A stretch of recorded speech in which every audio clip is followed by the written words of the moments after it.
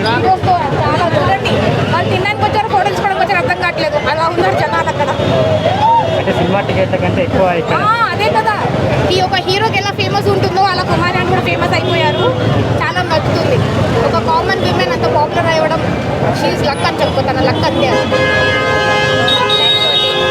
మీరు ఏమైనా సజెషన్ ఇవ్వాలనుకుంటున్నారా? అంటే ఇట్లా రష్ ఉన్నారు కదా, ఇంతమంది రష్ ఉన్నందుకు సజెషన్స్ అంటే ఏం లేదు. ఆంటీ తనకు వచ్చిన ప్రాఫిట్ ఇంకా కొంచెం మంచి ప్లేస్ తను ఫుడ్ కోర్ట్ పెట్టి అక్కడ షిఫ్ట్ చేసుకుంటే బాగుంటుంది అనుకుంటున్నాను. ఇంకోటి ఇట్లా క్యూ పద్ధతి యా డెఫినెట్లీ ఒక క్యూ పద్ధతి పాటిస్తే బాగుంటుంది. ఎందుకంటే ఫస్ట్ కమ్ ఫస్ట్ సర్వ్ లా ఉంటుంది.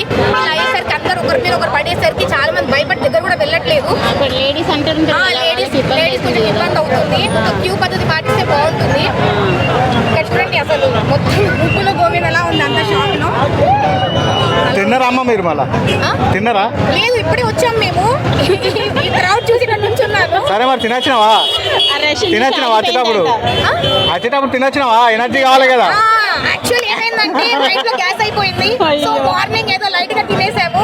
సో గ్యాస్ అయిపోయినందుకు సరే ఒకసారి ఎక్స్ప్లోర్ చేద్దాం, కుమారి అంటే ఫేమస్ అయింది కదా అనేసి వచ్చాము.